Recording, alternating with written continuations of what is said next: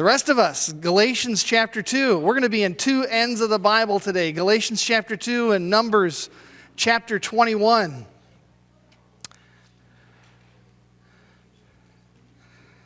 We're doing this series, Amazing Grace, looking at how amazing grace is. And I really believe with all my heart that we need eternity to grasp the amazingness of God's grace. That you can't do it on this side of heaven, but yet there is so much of it that we can grasp this side of heaven that it's just amazing to see and wonderful. So in Galatians chapter 2, Paul, by the way, he's written the whole book of Galatians with one general thing that he's trying to communicate to them. It's a bunch of people who they were not Jewish in their heritage, and yet because Judaism and Jews had spread so far around the world, they were very familiar with what it meant to be Jewish and some of the traditions and laws of Judaism. But Paul had been there in the area of Galatia. He'd led them to Christ. He told them about the grace of Jesus, how you're saved by faith through grace, that God has done it, not you. Anyways, and so what has happened is word has gotten back to Paul. He's left there. He's moved on his missionary journeys, and he's heard that some Jews who became believers in Jesus, they couldn't get the old habits of being Jewish out of them, and they started telling themselves and the Gentiles, and Gentiles just anybody who isn't Jewish, they started telling them, listen, Jesus was Jewish. That's true. You gotta do the Jewish thing still. And here's all the do's and don'ts that you've got to do. But the thing was, the do's and don'ts of the Old Testament were there, in fact, to show us we can't do them. God gave the Jewish people a few thousand years to try and do them and be perfect at them. Nobody ever accomplished it. And that was the point. He wanted them to see that they couldn't do it. They couldn't do all the good things. And that they needed a Savior.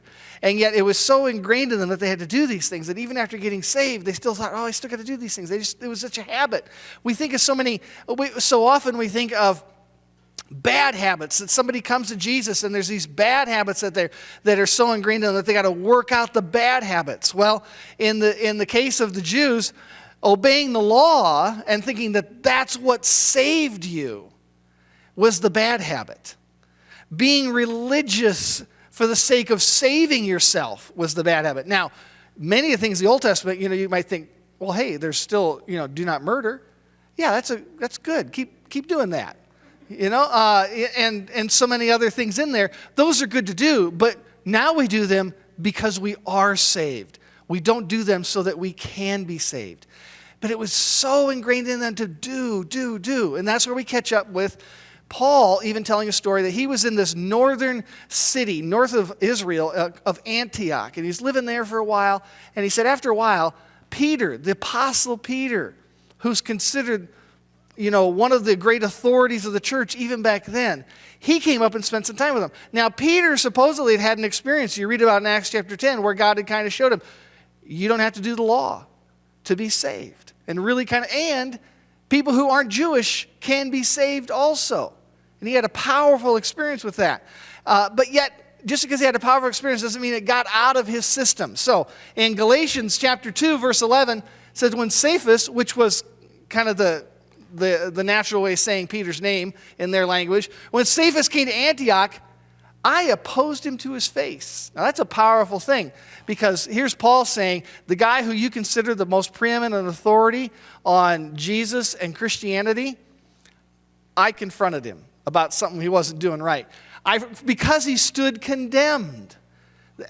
And he says, for before certain men came from James, in other words, Peter's there in Antioch hanging out, and then James is another one of the, off the stage. James, and 12 years, it was about time that happened. I was just thinking this morning, it was somewhere this month, 12 years. 12 years of being here as pastor. So, and I got to looking in the wall back there. You have put up with me longer than any other pastor. You deserve a medal. No.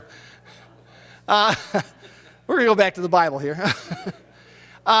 So Peter had been to Antioch, hanging out with them, living life. Gentiles invite him over for dinner? Sure, which beforehand was a huge no-no to a Jew.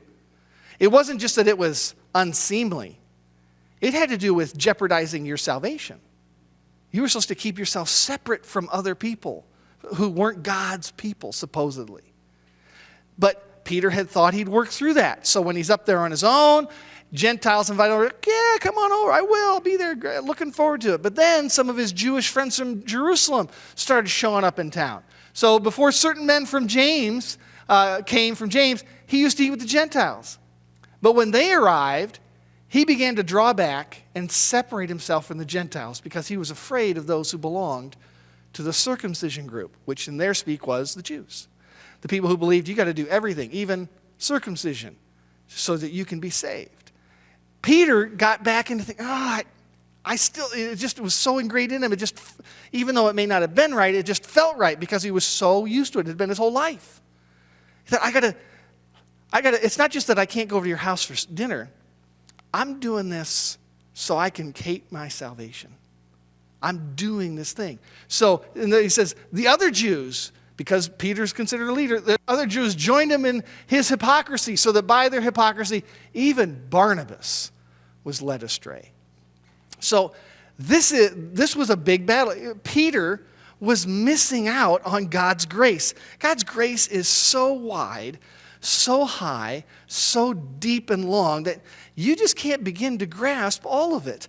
Instead of enjoying and flourishing in the wonderful grace of God, Peter fell back into thinking, I got to do these things. And then there's some things I got to make sure I don't do so I can make sure that I keep myself saved. He was putting the responsibility of his salvation all on his own shoulders.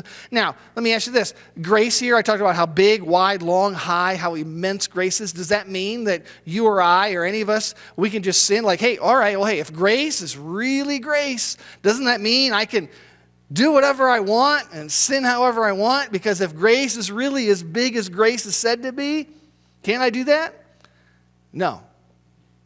In fact, Paul talked about this when he wrote to the Romans. He said, what shall we say then? Shall we go on sinning so that grace may increase? Because when you think, hey, I'm doing grace a favor. If grace is so big, if grace covers everything, the more I sin, doesn't that mean the more grace I have?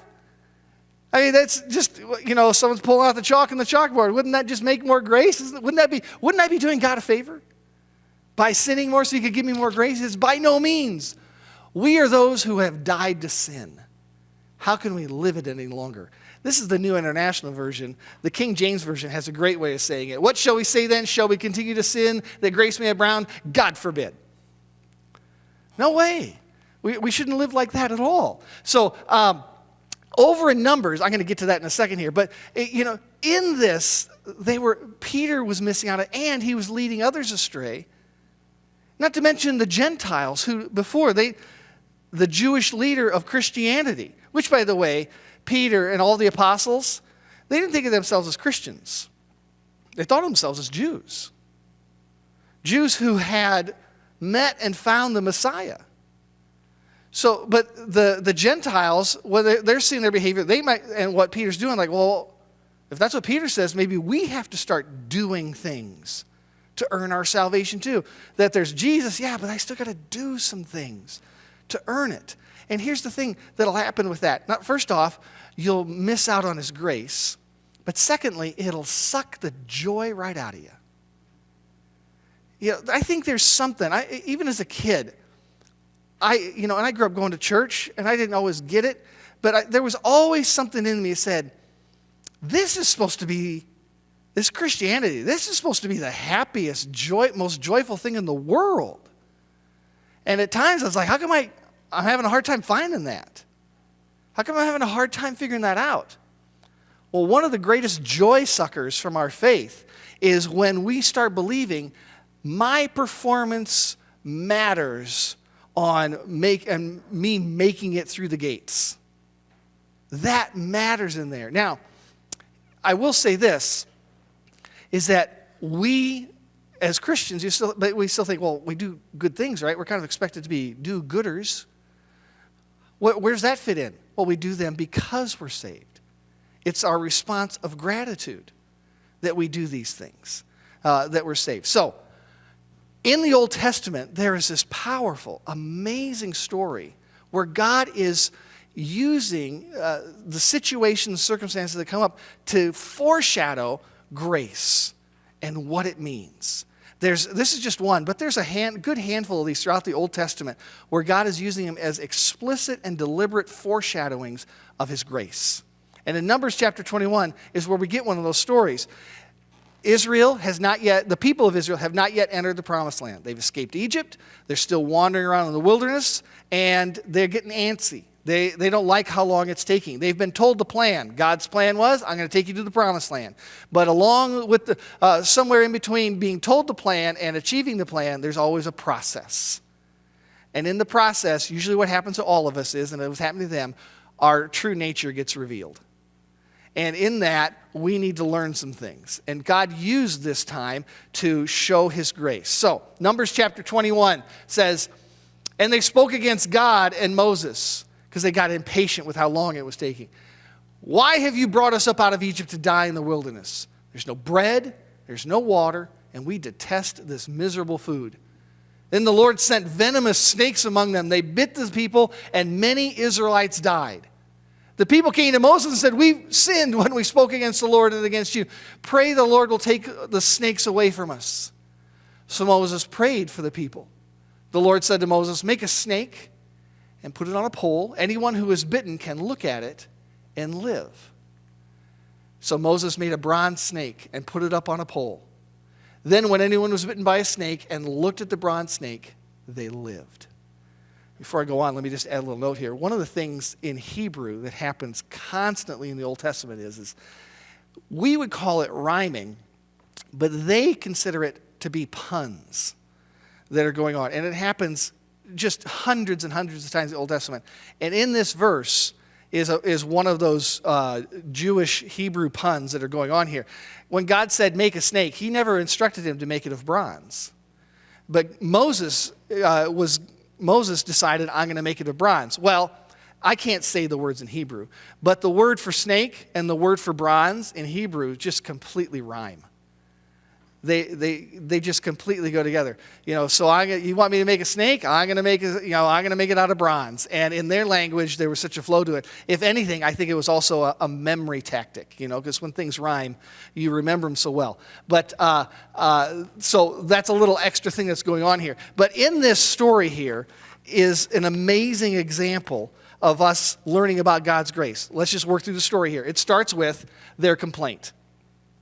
And in that complaint, they say they spoke against God and against Moses and said, why have you brought us up out of Egypt to die in the wilderness? There's no bread, there is no water, and we detest this miserable food here. They got tired of God's path. I said a moment ago, God had given them the plan. You're going to end up in the promised land. It's going to be all yours. You're going to get it for yourselves. You're going to get to be your own people. You won't be enslaved by anybody anymore. That's the plan. But along the way, it takes the process to get there. And God wasn't taking them directly there. They're getting tired of how long it's taking. And I would kind of say in this story, it's kind of the world's first recorded session of, are we there yet? They're whining and complaining about it. But this complaint, it wasn't just a mild grumbling that was going on. There was some attitude about it. In fact, I would even say there was some nasty bitterness that was a part of this complaint there. They were mad about what they thought they didn't have there. They were upset about what they didn't have. And you see there, no bread, no water, this detestable food. They couldn't see what God's plan was. They couldn't understand the process. And more than just that, maybe you don't understand the process. But along the way, even if you don't understand the process to get to God's plan for your life, you should at least trust God in the midst of the process. God, I don't know what this process is. I've heard your plan. I believe with all my heart what your plan is for me. But the process of getting me there, I don't like it. I've got some suggestions on some things you could do, but I trust you in the process. And the Israelites, they stopped trusting God in the process. God's plans, the process of it, it takes, a while to play out. They're saying, hey, there's no bread. We're starving. There's no water. We're dying of thirst. But let's be honest here. Were they starving? Not even close. Not even close to starving. God, at this point in the game, God had already started providing manna for them every day. That food, a flake-like substance that every morning when they woke up, there it was on the ground. And almost, formed like dew would form on the grass at night. And they get out, and the Bible says that every single day it was there, except the Sabbath. But every single day it was there, they'd go out and collect some, and they always were able to collect enough for every single individual. It wasn't like if there's a family of 6 and they go out to get some in the morning and mom comes back and says, sorry kids, I was only able to get enough for 3 of us.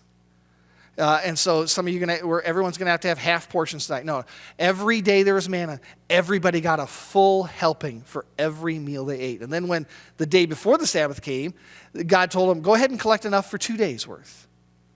And they would have enough. So were they starving? Not even close. In here. Were they dying of thirst? Not even close. At some point along the way, they were in the desert. And you go back and you see the story where God had Moses take his staff and strike a rock. And out of that rock, it's such an antithesis, but that was the point. Out of that rock came water that provided water for an entire tribe of people. Hundreds of thousands of people. If there's hundreds of thousands of people, that means there's probably 1 million livestock. Chickens and goats and sheep and cattle and on there. And it provided enough water for all of them. In fact, we even read up in the New Testament that rock accompanied them because they did travel. They always had water. In fact, there's another place in the Psalms where it says there was many rocks that God used to have water come from. Again, the very antithesis, but that's how God works. So were they dying of thirst? Not even close with that there. And then they say this wretched bread, this miserable food that you've got here. And here's the thing about this one, is that this one was a complaint that was beyond just a complaint. This was an insult. We detest this miserable food. That was a direct complaint against the manna that God provided daily for them. That manna that appeared there in the ground that they could go out and collect. Saying it was just awful, horrible, terrible stuff. And you got to wonder, what did it taste like? What was it like? Well, I don't know specifically, but I'll let a passage in Psalm 78 give you an idea of what it would have tasted like. In Psalm 78 it says, yet he gave a command to the skies above, and meaning God, and opened the doors of the heavens. He rained down manna for the people to eat. He gave them the grain of heaven. Human beings ate the bread of angels. He sent them all the food they could eat. I feel pretty confident in saying if you're eating the bread of angels, it's really good stuff. I really, how picky and how ungrateful do you have to be if you're eating the bread of angels? You're like, and not enjoying it. I think it tasted fantastic. Which means, even more so, we said we detest this miserable food. That they were so frustrated with where they were at, they just wanted to complain. In fact, they wanted to take their complaint to a point where they were insulting God. Because isn't that how it works when you're really mad at somebody and you're really upset with them, what they're doing, and you're trying to get their attention? Not only do you complain, but eventually when you really want to get a response out of them, which means you want to fight, you go beyond complaining and you start getting insulting. That's just what they were doing here. And that was their complaint. Well, here's the other part to it is then what happens is in this story, they get what they deserve. Remember, we're looking at God's amazing grace today. And this story takes us along that path. They get what they deserved. In verse 6, chapter 21, verse 6, it says, then the Lord sent venomous snakes among them. They bit the people, and many Israelites died. Sometimes bad things just happen. You had a good washing machine, working great, and out of the blue, just breaks down, dies. Bad things happen. We just come through winter. This happened to me once. Sometimes you're driving and you slide on the ice and you ram hard into a curb, throw your car out of alignment. Bad things happen, like that. We've all known someone, or maybe one of you here is like it. You're just eating something one day and all of a sudden you chip a tooth. You're like, oh, for crying out loud. It's just so inconvenient. And you're thinking, oh, the bill. Bad things happen. But there's a difference between just bad things, unfortunate things happening in life. That's part of existence in life. But we can tell, and they could tell, there's a difference between just the random amount of unfortunate things happening in life, and then there's something distinctly going on that is above and beyond just the random number of bad things happening. They lived in the desert. Even when they were in Egypt, they knew the treacheries of life. They knew of scorpions and snakes and other things that you just kept your eyes open for and looked out for. I'm sure before this incident even happened, as they were in the desert there, every now and then they're hearing, oh, did you hear about little Johnny? Yeah, he's a scorpion. He didn't see a scorpion, stuck his foot in the sandal. A scorpion was in the sandal and got in the foot or something like that. You know, there's just those stories. But then there starts to be, hey, someone got bit by a snake. You know, you're the 5th person today that told me someone got bit by a snake. And the next day, it's like, you're the 10th person. You're the 20th. And it just starts growing. Pandemic-like for what's going on. They're like, this is something. This is something here. They go, and they realized it. The numbers were too much. And I would think also, these people, they had methods. They had remedies for dealing with scorpion stings and snake bites. And they're realizing, these ain't working. None of our methods are working at all here. I was talking to Peggy Oftedal recently, her daughter Jennifer, the missionary down in Peru. And she's married a wonderful man down there. He grew up in very rural areas of Peru, places we would consider to be the jungle. And as just a normal part of life down there is a lot of home remedies that they have there. Some incident happened at home, and she got scalding water poured on her. 3rd-degree burns, the blisters and the whole deal. He, because of just growing up there in the jungle, he got together some concoction of some herbs and leaves and stuff, and he started treating her with that, and just the recovery rate was fantastic, you know, for what he applied to her injuries there. Israelites, I'm sure they had things like that for getting bitten by snakes. But there's this ain't working. And the amount of people getting bit, we have an issue. We've got a problem going on here to the point where they realize this isn't just bad luck. They saw for what it was. This is punishment. This is punishment for our sin. There in verse 7 it says, the people came to Moses and said, we sinned when we spoke against the Lord and against you. Pray the Lord will take the snakes away from us. So Moses prayed for the people. He realized that. Listen, sometimes I think we take the bad luck things that happen in life, and maybe we're just having a discouraging day, and we're like, "Oh, God's getting me for that." I wouldn't always attribute that. There are times in life, though, where things start happening, and if you put together what you've been doing in your life, and you don't have to guess like, gee, have I done something wrong? Have I been living how God would not be? Golly, I don't know. I really got to think hard. Listen, if you have to think hard, it's probably just bad luck. But if you don't have to think at all, like, oh, I know exactly listen, God's trying to get your attention. He's trying to get your attention here. So, which brings us to the third thing. They ended up getting from it, they were punished for their sins, but then God brings about a circumstance where he gives them not what they deserved, which is what grace is. Grace is God giving you what you don't deserve. That's the beauty of grace, that God treats us better than we deserve for our sins. So it says there, the Lord said to Moses, make a snake and put it on a pole. Anyone who's bitten can look at it and live. Let's just pause right now and say that is silly. Can you imagine if you're one of those snake-bitten Israelites laying in your tent, miserable, sick, and dying, and someone comes running in, hey, Moses prayed for us, and God told him, and Moses did it, that if he would make a snake and put it on a tall pole or at the center of camp, if you go and look at the snake, you'll be healed. Makes perfect sense, doesn't it? It's ridiculous.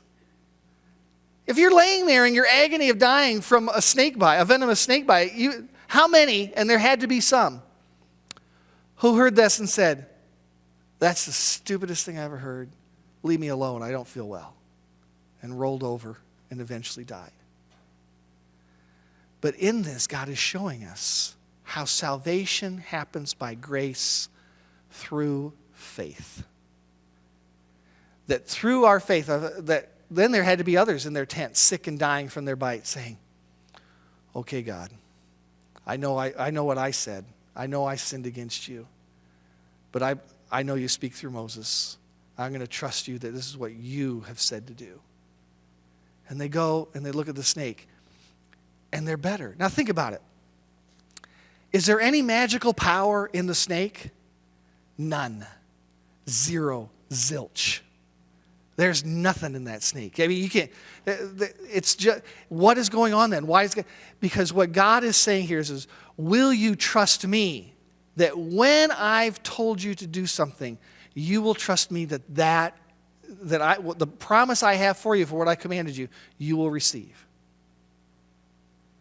So that's salvation by faith through grace. I'm flipping my words around. Salvation by grace through faith. That just by looking at that, what happens when they look at the snake is that they believe God. And they believe what He says. And He told me that if I'm snake bitten and I look at that snake there, He will heal me.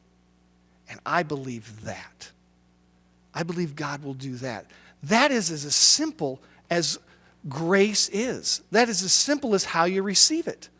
That is because the instructions were, listen, Moses said, if you come and look at the snake and make an offering, then you'll be healed. He didn't say, listen, if you come and look at the snake and sign up for 6 months of being a Sunday school teacher, then you'll be saved. He didn't say, listen, if you come and look at the snake and volunteer for a short-term mission trip, then you'll be saved. Or if you work at the food bank or the homeless shelter or on and on and on. Think of whatever good deed you can think of. God didn't say that there was anything that they had to do besides looking at the snake. Look at the snake. Now, you might say, well, there's some really good stuff in this the more you look at the story. Why did God tell them a snake? I mean, it could have been a pigeon, it could have been a dove, it could have been a snail, it could have been a rabbit. I mean, it could have been anything. Why a snake? Because God wanted them also to be reminded of what their judgment was. Because the snakes came as judgment for their sin. Now, fast forward. I told you, God used these stories as foreshadowing for grace. And you fast forward, and Jesus tells us this. In John chapter 3, he says, just as Moses lifted up the snake in the wilderness, so the Son of Man must be lifted up, that everyone who believes may have eternal life in him. When Jesus went up on that cross, just like that snake centuries earlier, Moses put up on a tall pole, when Jesus went up on that cross, he represented our judgment. Because he's the judge. And yet our judge died for us. When he went up on that cross, all who that day and every day since look at him and say, God, I believe that what he did for me is what saves me, are the ones who are saved. He is the fulfillment of what Moses did back then, of put that snake there on a pole. He is the ultimate fulfillment of it, which, by the way, also, you can't help but think that what has been the symbol of, there's an image, there's a symbol that's been used for decades and decades for doctors. It's the snake on there. It's a reference to Jesus' salvation. That's there. But this is the grace that he has for us, that just by looking at him, that there's nothing we can do. Again, it's not bringing an offering, it's not signing up to Sunday school teach or go on a mission trip or work in a homeless shelter or donate to a food bank those are all good things. We would do any of those things for the right reasons. The right reasons would be because he has saved me. But we don't do them so that we can be saved. Peter was saved by grace, and then he was just so ingrained in him that he kept having that his whole life, I got to do something, I got to do something, I got to do something. I'm not doing something. In fact, then going to supper at Gentiles' house, I'm doing something I shouldn't be doing. I got to stop doing that. It just got him. Listen, it sucked the joy out of him. It confused all the Gentiles and what saved them, and was messing up their thinking on being saved by grace also. And in him, it just had this whole cascade effect on there, and it sucked the joy out of all of them for being saved, and they were missing the incredible sacrifice that Jesus had done for them. So, this is amazing grace. When we grasp it, there shouldn't be anyone happier in the world than the one who grasps God's grace. There shouldn't be anyone more content in this world than the one who realizes they are saved by grace, and there's nothing that can change that. There shouldn't be anyone more willing to say yes to whatever God may have for them to do just because they're so grateful for what God has done for them. And it's just, absolutely, God, I'm so happy for how you've blessed me with salvation, let alone all the other blessings that you've brought in my life. So, a few questions to ponder today. You might ask, has there been some things I've been complaining about between me and God? I think he's got a plan for me, but I don't like the process he's taken. And what's been the tone of my complaints to him? I don't know where all of you sit. I don't know where all of you are at, but maybe some of you almost might say to yourself, you know what, it's private, and there's probably nobody else that knows about it but me and God, but you know what, there's some sin I need to stop. And then there's just a fact of, some of you might be thinking, it's just spinning your head all the time, what do I got to do? And you might just feel like I got to do something to be saved, so that God's happy with me. And you haven't really been doing anything because you don't know what the do thing is. And you've been caught up in that God loving you, God accepting you, God receiving you, God even liking you is really dependent on how many good things you do. But God proved that's not the case at all. He loves us and even likes us because he took care of that by sending his son Jesus to die for us. That's the ultimate message there. But you've just been weighed down by this, man, I gotta perform. And you know, if you grew up like I did with a religious mom, and I mean that in a good way, religious in a good way, but in my mind, I just I gotta do things like mom. I want to be saved. You have to be like your mom. You have to be like your dad or your grandma, or like that, or the best Christian you know. Be you. Let God make you the best you. That's his desire for us. Where are you at in all that? See, this is an amazing grace that we have here. Are there things that we should probably stop doing? You know, we all have something. We all do. But we'll stop it because we're grateful, not because we're going to earn our salvation for doing it. You know, and so let's bow our heads. Let's bow our heads. Heavenly Father,